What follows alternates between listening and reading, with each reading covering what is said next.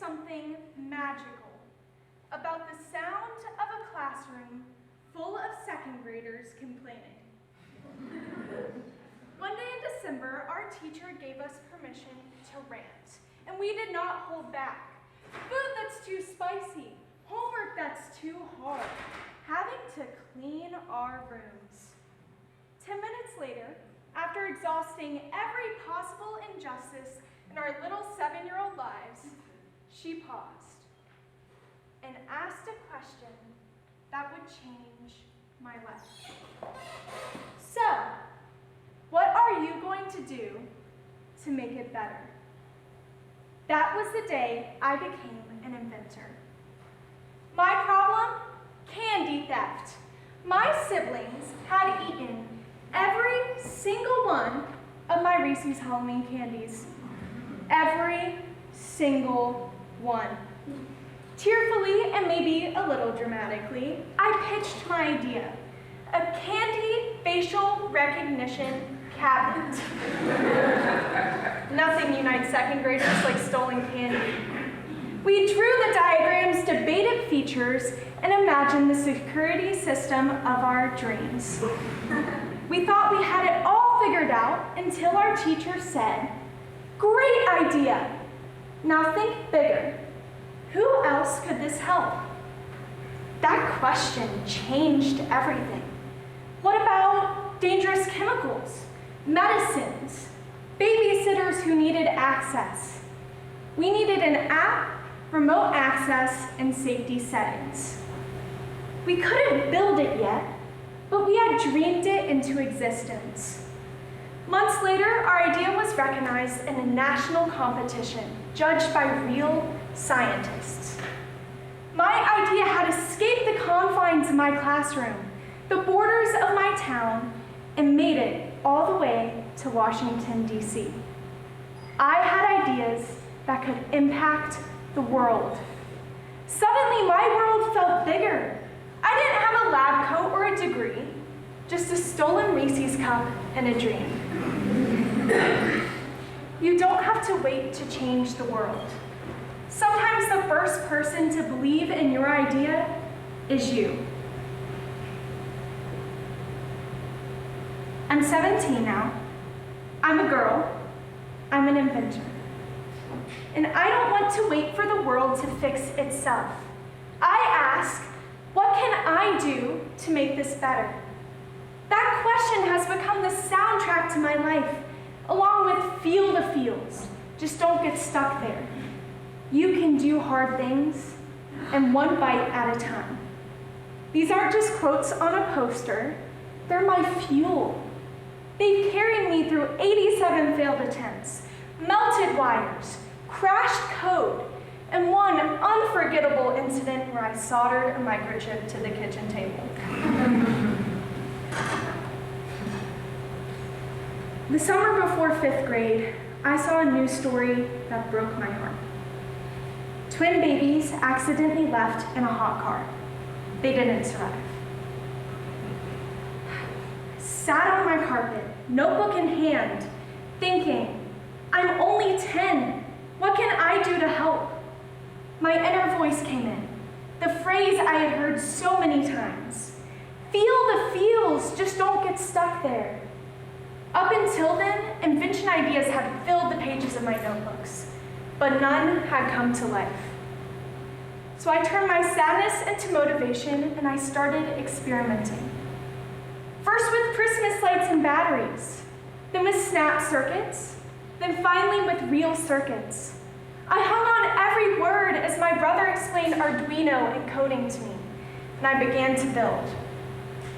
It all felt impossibly complicated, but every time I felt overwhelmed, I'd heard my mom's voice. You can do hard things. The only way to eat an elephant is one bite at a time. One bite at a time. So I built a temperature sensor, then a pressure detector, then a GPS locator. I tested my invention with a bag of flour, then a squirmy cat, then a hairdryer, and finally in the lobby of my local 911 center. I failed over 100 times. That isn't an exaggeration. I literally lost count after attempt 93. Wires melted, code crashed, buzzers wouldn't buzz. But I learned, failure isn't the opposite of success. It is the staircase to get there. Every failure taught me something new. Every dead end pushed me to find a new way. One afternoon, it happened. It worked.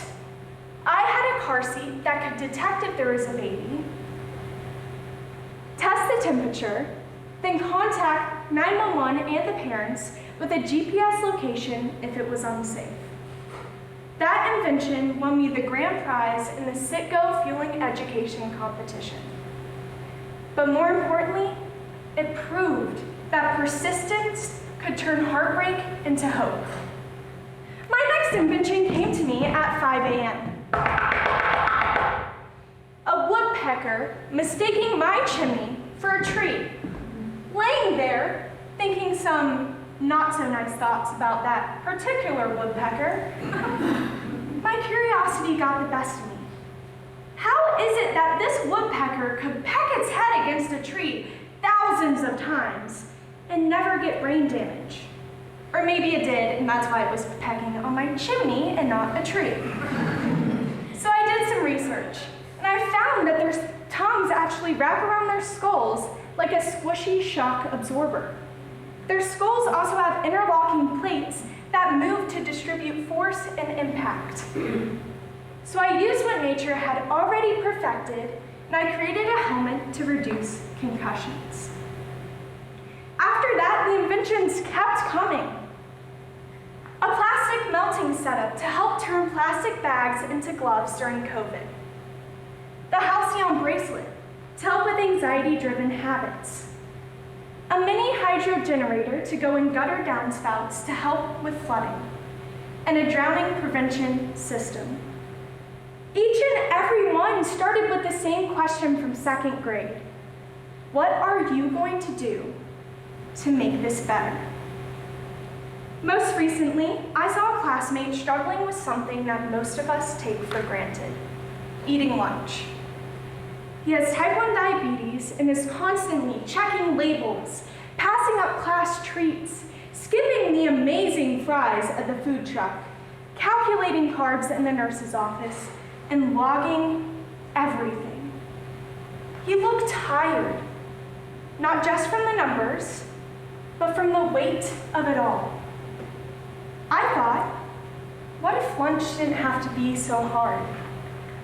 So I grabbed my favorite inventing buddy, my younger sister Bethany, and we started designing a smart bento box to help calculate carbs more accurately, track nutritional information, and maybe even offer peace of mind. Sometimes inventing isn't about flashy robots or high-tech systems. It's about seeing someone and saying, I want to make your life a little bit easier. I've never done this alone. My brother debugged code for me and helped me learn the ins and outs of programming loops and microchips. My younger sister held wires with shaking hands while I soldered, trying not to flinch while sparks flew. My mom, my greatest role model in STEM, she taught me that you can do hard things isn't just something to say, it's something you live. She found the mentors, cheered me through my wins, cried with me through the setbacks, and reminded me over and over that failure wasn't the end of the story. She's the reason that feel the feels, you can do hard things, and one bite at a time are a part of my inner voice, because they were hers first. We didn't have a fancy lab, just a messy table, a hot glue gun, and a lot of snacks. But we had each other. I may have started with drawing diagrams in the second grade, but now I know something bigger. Solving problems doesn't start with age, it starts with courage. Because STEM is not just equations or wires and code. STEM is heart. STEM is imagination. STEM is grit. It's girls like me and girls like you that see a broken part of the world and ask, what can I do to make this better? I started this journey with a stolen Reese's cup, and I'm ending my talk here today with the same question my teacher asked me in the 2nd grade. What are you going to do to make it better? Whatever your answer is, start now. Take the first bite, and let's invent something amazing together. Thank you.